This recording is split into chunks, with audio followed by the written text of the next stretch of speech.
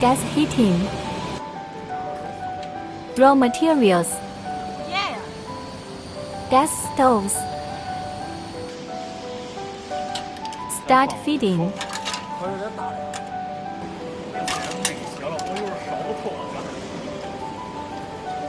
Close the oven door.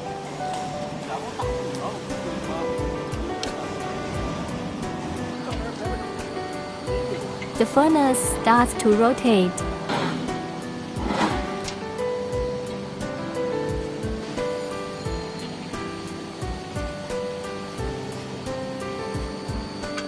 Temperatures continue to rise.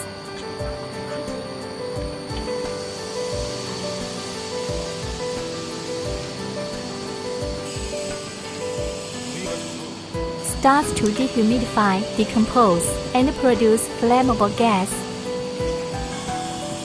The gas shell is discharged directly or ignited with fire and burned cleanly.